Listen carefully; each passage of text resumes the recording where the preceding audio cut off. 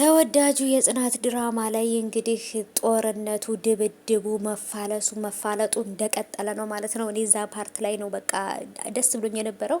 እንግዲህ እየተደባደቡ ወይንም ደግሞ ይሄኛውን እንግዲህ ልጅ ይዘውት ሂደዋል። ናሆምና ኪራ እያዳፉ ይዘውት በሄዱበት ሰዓት ነው ያለቀው። ምንድነው የሚፈጠረው? ምን ሆነ? ልጅቷስ ህፃኗ ልጅ ተገኘችው የሚለውን ነገር ብዙዎቻችን ማወቅ እንፈልጋለን። ይሄን ነገር ለማወቅ ደግሞ ዛሬ በተለመደው ሰዓት የጽናት ድራማ ይለቀቃል። በደንብ አብረን እናያለን። እስከዛው ድረስ ግን የጽናትን ዩቲዩብ ሰብስክራይብ አድርጉ ውዶቼ ማለት ነው።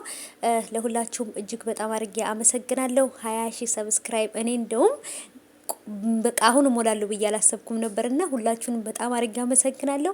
ከጾም በኋላ እንግዲህ የ20 ሺህ ሰብስክራይብን እናከብራለን ማለት ነው ውዶቼ። እጅግ አድርጌ አመሰግናለሁ። እንዳከበራችሁኝ ፈጣሪ ያክብራችሁ የኔ ውዶች፣ አይዟችሁ። ጾሙንም ደግሞ እንግዲህ ፈጣሪ ያበርታን ያጽናን እላለሁኝ ማለት ነው ውዶቼ። ወደፊት እንጂ ወደ ኋላ የለም። አብሽሩልኝ። እና ውዶቼ እንግዲህ ናሆማ ልጄን እያለ እንግዲህ ያዙ ልቀቁኝ እያለ ነው። እውነት ልጅ ስታዩት ነው የሚያሳሳው ማለት ነው። እና እሱም እንግዲህ ትክክለኛ ልጅ የሆነችም አልሆነችም፣ ግን ደግሞ ህፃኗ ልጅ እኔ ማዳን እችል ነበር፣ ስለዚህ ማዳን አለብኝ እያለ እየፎከረ እየጮኸ ነው። እንግዲህ ልጁን ኦሬዲ ስለያዙት ልጅቷ ያለችበትን ቦታ ተናግሮ ልጅቷ እንድትወጣ ማድረግ አለበት። ምክንያቱም ህፃኗ ልጅ በጣም በራብ እየተንገላታች ነው። በእርግጥ ምግብም እየሰጣት ነው፣ ግን ምንም ቢሆን ህፃን ልጅ እንደዛ አይደለም የሚመገበው። ስለዚህ ልጅቷ የአይምሮ ተጽዕኖ እየተፈጠረባት ነው፣ ወይም ደግሞ አእምሯ ላይ ጭንቀት እየፈጠረባት ነው ማለት ነው። ምክንያቱም እናቷ የለችም፣ ከእናቷ ተለይታ አታውቅም። ለዛም ደግሞ በቃ ትንሽ ችግር እየተፈጠረባት ነው ልጅቷና እንግዲህ ውዶቼ እውነት ለመናገር ትለቀቃለች፣ ግን ደግሞ በቀላሉ አይለቃትም። ምክንያቱም ስዊድ ነው ይህን ልጅ የላከው። እንደገና የገዛ ጓደኞቹ ናቸው ደግሞ በስልክ ደውለው ጠርተው እንዲያዝ ያደረጉት ማለት ነው። ምክንያቱም ማንም ቢሆን ከራሳችሁ በላይ ማንም ሊያስብላችሁ አይችልም አይደለ? ማን ጓደኛ፣ ቤተሰብ ምንም ብትሉት ማለት ነው ማን እንደራስ። ስለዚህ ነገሮች ካሰቡት በላይ በጣም ከባድ ሆኖባቸዋል። ብቻ እነሱን ስለያዙት እውነቱን የሚናገር ነበር የመሰላቸው፣ ግን ደግሞ ልጁ በጭራሽ እውነቱን የሚናገር ልጅ አይደለም።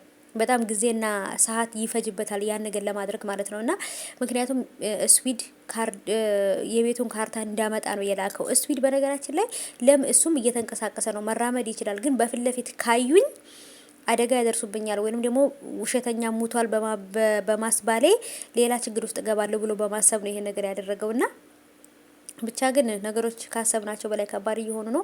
ይችም ህጻን ልጅ ትፈታለች፣ እናቷ ጋር ትገናኛለች። እውነትም ደግሞ ዲኤንኤን ተደርጎ ትክክለኛ የናሆም ልጅ ከሆነች ምህሩ ምን ይሰማታል?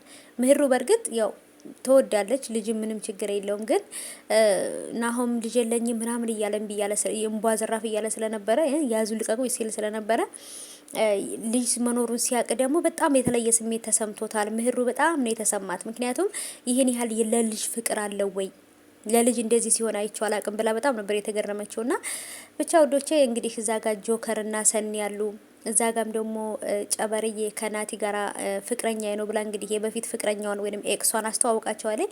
እና ነገሮች ከባድ ነው። ጽናትም መታ እንግዲህ ምን እየተፈጠረ እንደሆነ በለኪ ላይ ጠየቀችው። ኪራም እንግዲህ የመለሰው መልስ መልሶላታል። ምክንያቱም የሌንን ልጅ ለማግኘት ይህን ነገር ማድረግ እንደነበረባቸው ነው እንግዲህ ቅዱሴ የነገራት ማለት ነውና በዚህ በመሀል ግን ምህሩ በጣም ደክሟታል። በጣም ነው እያመማት ያለው ማለት ነው። ግን ሁሉም ግርግሩን እንጂ የሷን እንትን እየተረዳት ወይንም የሷን ችግር እያዩ አይደለም ማለት ነው ውዶቼ። ብቻ ራኬብና ቅዱሴ አንድ ላይ መሆን አለባቸው የምትሉም ልጆች አላችሁ። እውነት እኔ ራሴ እነሱ አንድ ላይ ቢሆኑ በጣም ነው ደስ የሚለኝ። ግን ያው ዋናው ምርጫ ነው፣ መምረጥ ነው ትላላችሁ። ሰምታችኋል። እና ባይቦቼ ዛሬ በተለመደው ሰዓት ስለሚለቀቅ ምን ተፈጠረ የሚለውን ነገር አብረን እናያለን። እስከዛው ድረስ ቻናሌን ሰብስክራይብ አድርጉ፣ ቪዲዮንም ላይክ አድርጉ።